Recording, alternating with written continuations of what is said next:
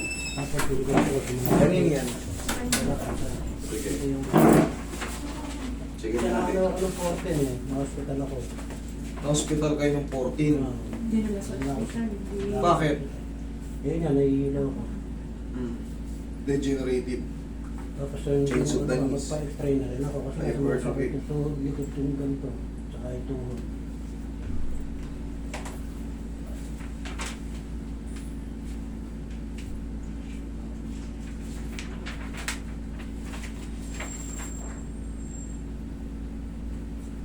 Bone spar. Bone spar. Dito naman sa lumbar.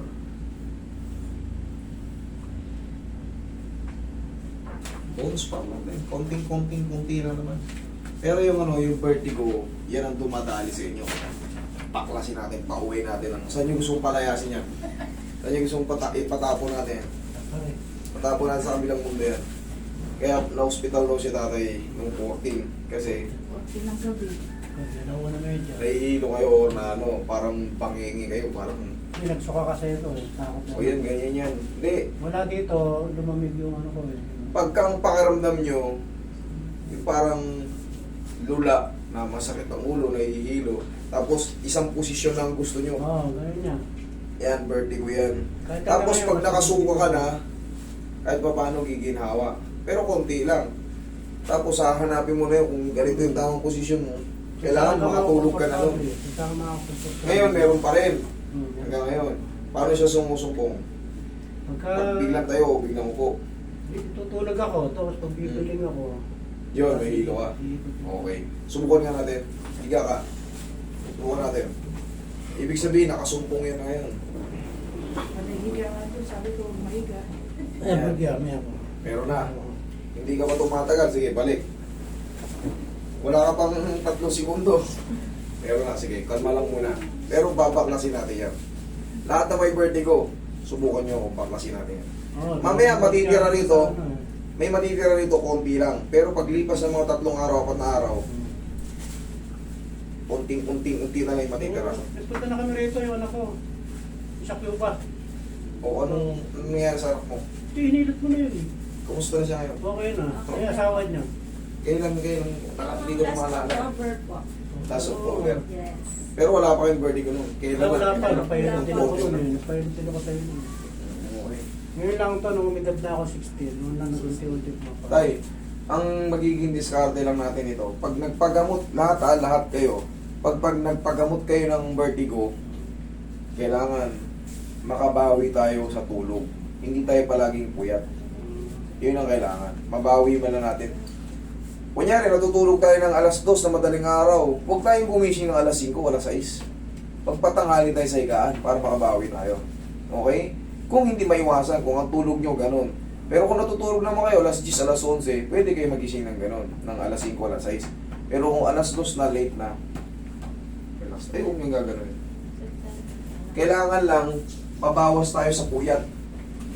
Pag bagong treatment ha, pero kung madalas kayo nagpupuyat, kahit wala kayong vertigo, ayun, kahit wala kayong vertigo, palagi kayong lutang, palagi kayong puyat, araw-araw kayong puyat.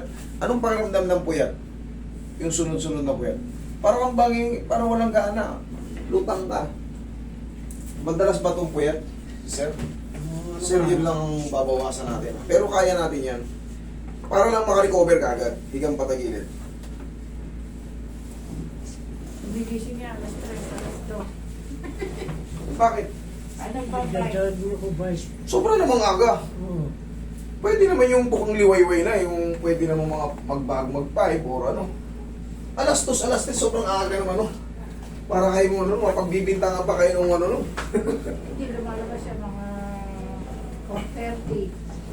Kahit pa paano, bawiin natin yung tulog natin. Kung wala pa tayong gagawin, higa pa tayo. Tulog pa. Sobrang aga naman nun, alas 2, alas 3. Anong oras siya natulog? 7:30. Pwede na. Igang patagilid. Sa- Igang patagilid. Pasabada pa. Pitulikat. Okay lang yan, mamaya mawala yan. Sige, shoot mo yan. Kung may pinulikat dyan, madali lang naman yan. Yung mga biglaang kilos, pwede yun, ang pupulikat.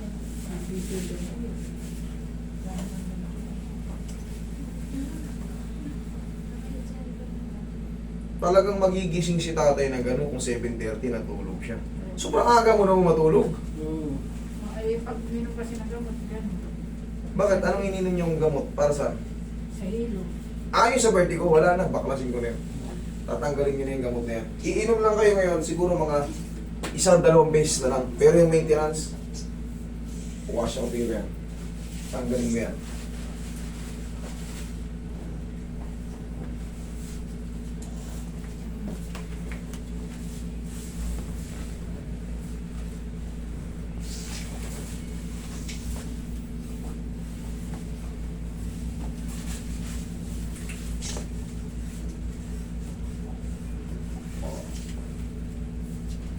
Matapang kasi yung ano na yun, mga gamot na dyan. Talaga nakakabangingi. Parang aantukin ka talaga. Aantukin ka talaga.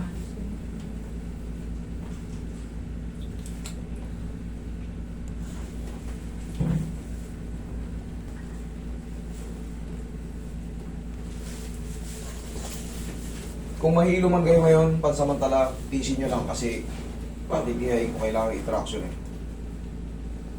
Pwede niyo po yung dulo. Tapos mamaya pahigay ko ulit kayo. Okay.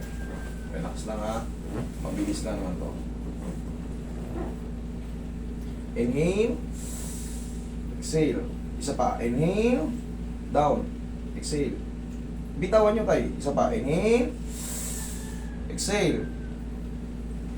Yun. Huwag nyong ipitin. Mararamdaman ko yan kahit anong gawin nyo. Hindi nyo ko pwedeng, kasi hawak-hawak ko kayo rito. Malalaman ko kung i-hold nyo. Kailangan yan. Yun, ganun. Hindi pwedeng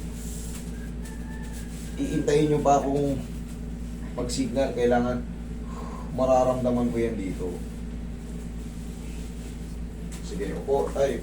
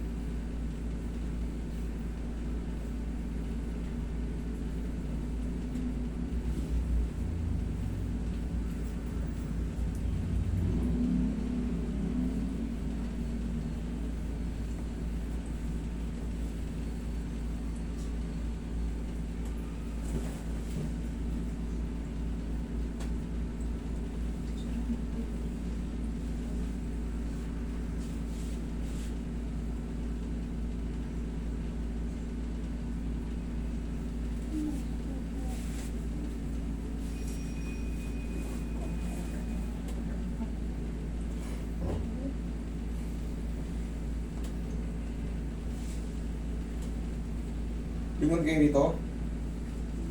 Kabila. Nahihilo kayo. Yan, sige. Lingon dito, kabila. Okay. Higa. Kanina mga 3 segundo lang, ano na kagad eh. Okay.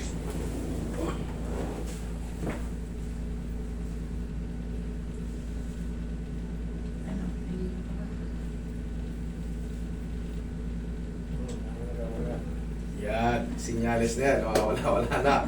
Okay. 3 to 4 days, wash out na dyan. Pero, yung binigay sa inyo ni Doc na inumin na gamot, kahit pa paano, kahit mga 3 beses o 2 beses, sundutan nyo pa. Okay? Baklas na yan. Okay, upo kayo ulit. Tapos, yun nga, kahit pa paano, baguhin nyo yung routine nyo muna sa pagtulog. Okay? Hindi. Dalawang tatlong shot na lang yung ano na yun eh. Yung gamot nyo na yun. Tapos, yun nga, bawi lang tayo sa tulog. Okay, sobrang aga, magising alas 2. Ano gagawin siya alas 2? Okay? Kahit pa paano magising kayo, no? 5, pwede na yun. Sobrang aga, wala kayong magagawin sa ano nun. Okay, tay? Sige. Kaya naman na rin tuhod sa kanya to. Pagtatanong ako, nahirapan man ito. Sige, higa kayo. Sign of ano yan? Alam niyo yung sign of ano? Matanda. Yan. 61 pa lang naman ako. Ayan. Basta senior na tayo. Kung wala namang dahilan, kung di naman kayo natumba, di kayo hindi naman anong mabigat na bagay rito. Nag-sempla ako sa motor. Mm. Inano ko sa Bulari, naibalik na ano naman niya.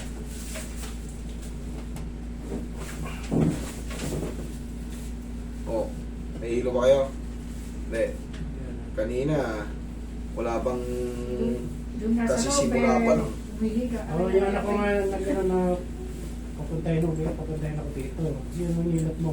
Tayo ka, punta ka doon kay Maniwala kayo, vertigo. Ayan, actual na to, actual adjustment. Nakasumpong yung vertigo niya. Yung iba kasi, bumibisita lang, hindi pa severe. Pero yung iba, talagang buwan bago makarecover, inom ng gamot, natutulog ng parali. Kumbaga, ang tawag pag doon, natutulog ka, matamlay. kung saan lang yung position, yun lang yun. Doon ka lang, Hindi ka pwedeng tumihaya ng gano'n kasi, Ikot.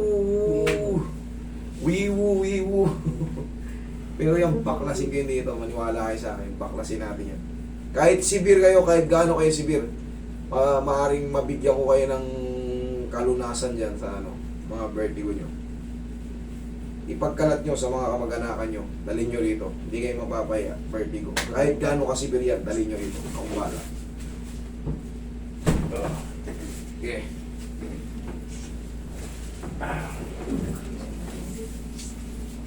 Na, yan lang po ang ano yan, ang treatment yan. Tapos, tatandaan nyo, pag na-treat kayo ng pag na-treat talaga kayo ng vertigo, kumbaga na-adjust kayo para sa vertigo, bawas talaga tayo sa puyat muna, pansamantala.